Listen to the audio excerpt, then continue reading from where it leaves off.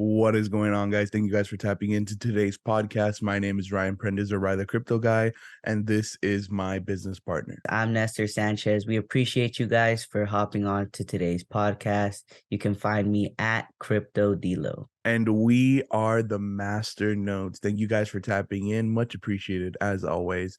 And today's topic is actually going to be news of the week. We haven't done one of these in a while, but I think we needed to touch on a few things that are happening in this space. A big thing that everybody's talking about right now is Elon's acquisition of Twitter. This was a big move by Elon. But what I do want to highlight is Binance CEO puts $500 million into that acquisition deal. So Changpeng Zhao actually believes that crypto needs to have a seat at the table when it comes to free speech. Now, I think this is a very valid point because crypto is like free money. Not in the sense that it's like free to use, but it can be used by anyone from anywhere at any time without any third party involvement. Now, this is huge. I feel like Elon is doing to free speech what Bitcoin did to money, right? So basically taking out the third parties, making sure that everybody has access to it, whether you're a felon, whether you're an immigrant, whether you're even from here, and it's global, right? So anybody can join and make a Twitter account. So I think this is very, very big. Zhao also hints at other potential integrations of cryptocurrency into the app. Right now, we have tipping, right? We can tip creators with the Lightning Network, which is great. And you could also potentially do things like subscriptions, you buy and sell products, order food. You could even do a lot more other things using this social media app. And Elon basically says he plans to make this Twitter like a super app. Basically, you can do it all. You can literally like Facebook, right? It's a marketplace. It's a social media platform. You can make groups on it. You can sell products. You can sell access to you. So there's a lot of different things you could do. But if you were to do it with cryptocurrency, now we can do it on a global scale. Literally anybody can now join your group. Anybody can buy and sell. So there's so much that you could personally do. And I personally don't use Twitter as much, but I think this is something that I've been putting off, you know. I've just been really involved in Instagram. I would say TikTok a lot more, but I think Twitter is some place that I personally am going to try and break into because of all these different things, because these integrations, and because kind of free speech is something that I stand for, you know. Not everybody can be right when it comes to free speech, but that's not the point. The whole point is so that we're not censoring people, whether they're right, whether they're wrong, and anybody can debate, you know? And that's a big part of, I feel like, society, how we've gotten better and bigger. And Ryan, what do you think about the new acquisition from Elon? Do you think he can handle all these different companies at just one time? I feel like that's some concerns that some people had. Yeah, I think the new acquisition from Elon actually was an interesting play just because I personally thought it wasn't going to go through ever since, that he backed out of the deal and this and that. I just wasn't paying attention to what was going on and all the little things that led up to him actually going through with it. And then once I heard that he was actually going through with it, I was like, oh shoot, okay, like this is interesting. I thought about the same thing when I first heard of Elon acquiring Twitter. I was like, wow, that's another company for him. You would think that Tesla and SpaceX really have him um occupied with time, and but you got to think about it. He has so many people on his team, and he's able to hire so many experts and specialists to kind of fill in for him.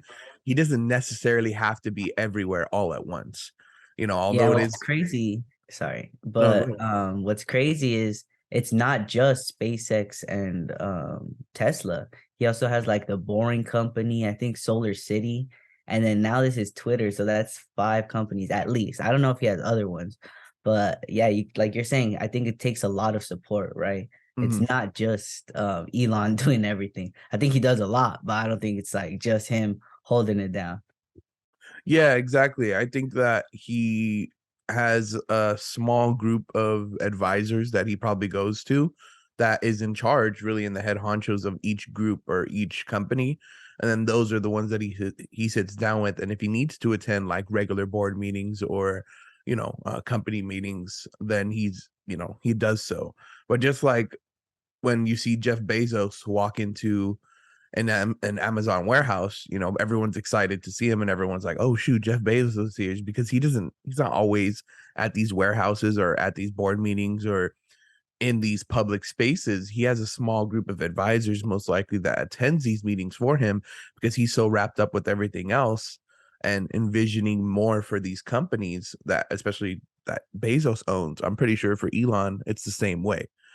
He's so wrapped up in a vision on what's next for these companies that he has no time to do the nitty gritty business stuff of it. He just probably has, like I said, a small group of advisors that goes to these meetings, that does a filler for him when need be or when he can, so that way he's able to do whatever else he wants. I mean, you got to understand, this guy's a multimillionaire, pretty much billionaire at this point, and he really can do it all by not doing it at all. Now, on to another news topic that I found pretty interesting and actually learned quite a few things from. And this news headline says Hong Kong to conduct public consultation on retail crypto trading and ETFs. I find this quite interesting because Hong Kong is a part of China, which banking system is controlled by the People's Bank of China, or the PBOC. Back in September of 2021, they actually set a ban on all cryptocurrencies and everything cryptocurrency or blockchain related. The reason, however, that Hong Kong is able to make laws separate from the mainland China is because of China's one country, two system rules.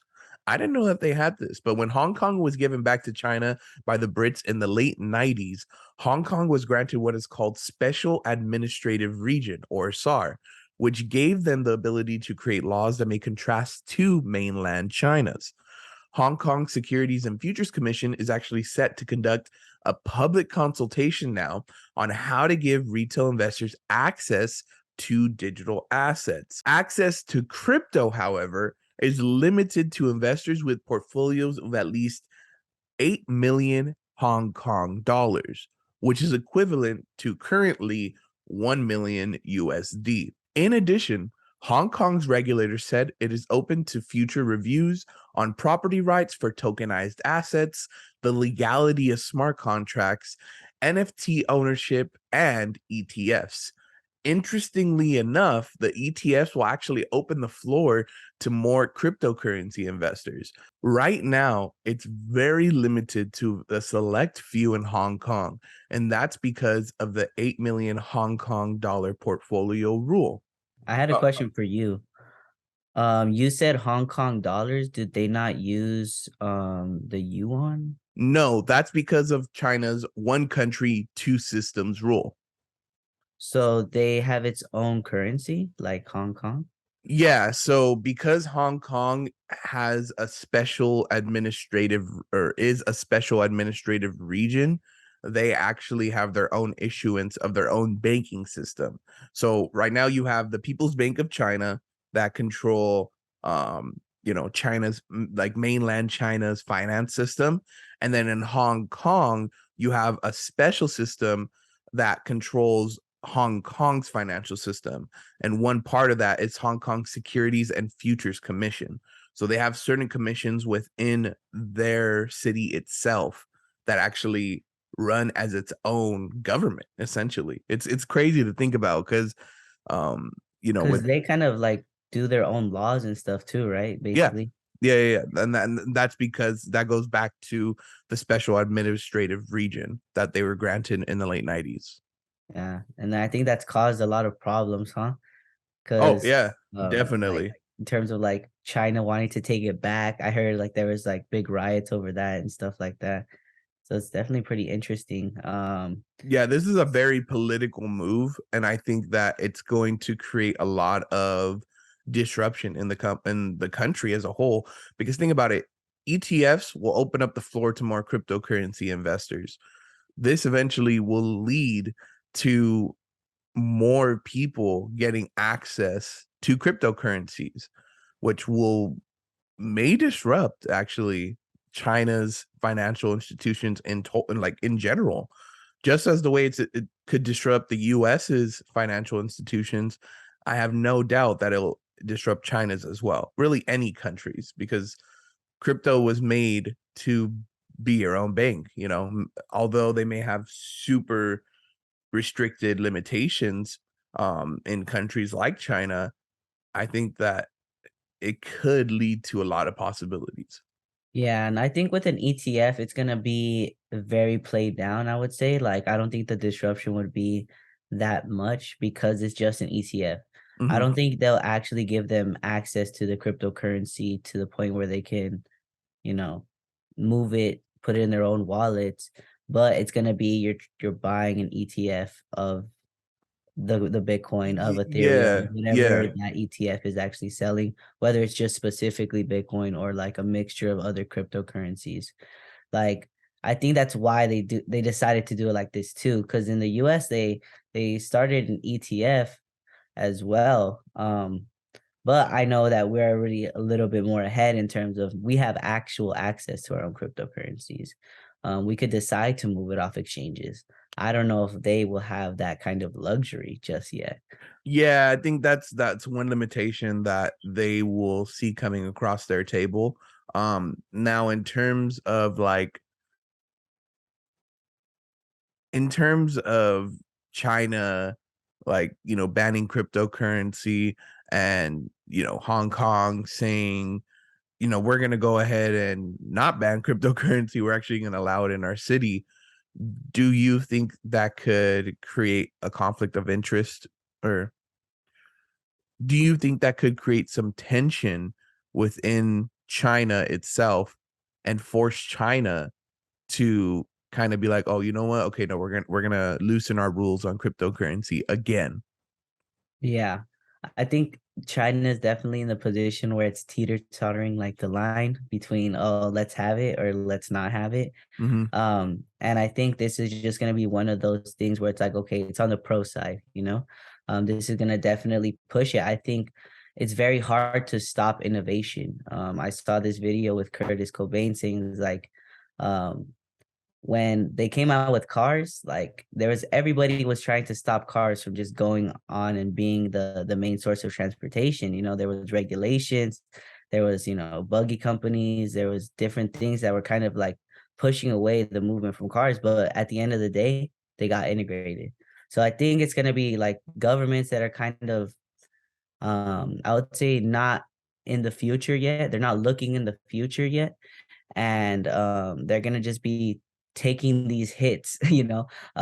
People are gonna start telling them that they need to start integrating companies, you know countries. They're all gonna integrate it into their economy, and if they're the last ones there, then that means that they're also going to be late to the party. And as an investor, you never want to be late to the party. I saw this, or I heard this quote a lot before, where it's like, as an investor, you don't want to be the first to invest into like a company or like a new technology, but you definitely do not want to be the last, because then you're getting all the whippage, I would say. It's integrated, everybody's using it, boom, it rocketed, and then you're gonna get in at the end. And then what happens immediately after that? Correction. So it's Mhm. like I definitely don't think they want to be on that part. But once everybody starts to pressure and start integrating, it's gonna happen. Yeah, and I definitely agree with you in that aspect. That's why there's these commissions being set up, not just in China, but in really every country, that are specifically looking into the advantages and disadvantages of cryptocurrency. Because that's one thing, is like, I'm pretty sure at any moment a country, like for instance, we saw it with El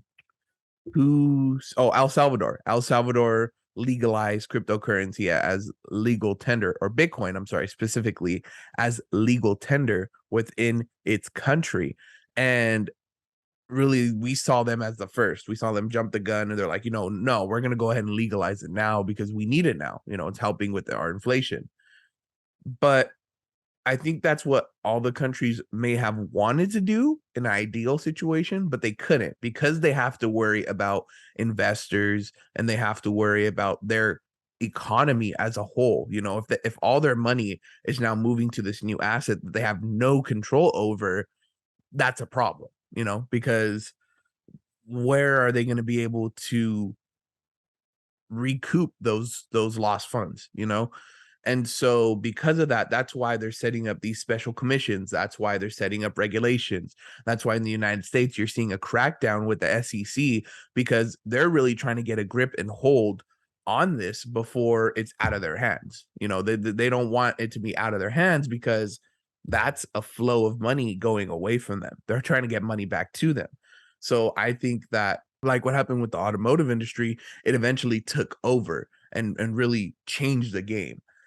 But it's not going to be something quick. It's going to be over time, slowly adapted to the point where we transact now. We pay with debit cards, we pay with credit cards. Instead, it's going to be with instead of USD, I think it's going to be with cryptocurrencies. I think we're already getting to that point. We have some retail stores accepting cryptocurrency, some education platforms accepting cryptocurrency. And it's just, I think, the next step in evolution, and you can't really stop that. No, yeah, you definitely can't. That kind of wraps up today's podcast, guys. I appreciate you guys for being on here. As always, remember to follow and subscribe to all of our social media accounts. We have Instagram, Facebook, LinkedIn, TikTok, and Twitter, all of them at The Masternodes. The visual podcast experience can be found on YouTube. Our audio podcast experience can be found on Spotify, Apple Podcasts, Stitcher, Google Podcasts, and all your other favorite podcast resources. Make sure to visit our website. It's going to be www.themasternodes.com, and subscribe to that email list to receive the latest and greatest cryptocurrency information. Yes, and if you guys want to join our team and be a part of a community, tap in with us. We can go ahead and send you our Discord link, where we send out cryptocurrency news throughout the week and signals of when we're trading our cryptocurrencies. So if you guys are interested in that, please tap in with us. We'll go ahead and send you our Discord link. On top of that, if you guys are interested in trading cryptocurrencies, me and Nestor are actually part of a program called I Am Mastery Academy. It's an education platform that allows you to learn how to trade cryptocurrencies, everything from A to Z. Not just cryptocurrencies too. It also teaches you how to start an e-commerce store, how to be a smart traveler, and also how to trade stocks. So if you guys are interested in any of those, please tap in with us, and we'll go ahead and provide you more information with our mentor, Jason. Appreciate you. Have a great day, and try your best to choose kindness. Yes, everyone, thank you for tapping in. Much appreciated as always, and bless up. Here at the Masternodes, we are not making any claims as to income you may earn. Before entering any agreement, please use caution and seek the advice of a professional advisor, such as attorney or financial advisor. Please ensure your own research is done before investing any money into the market.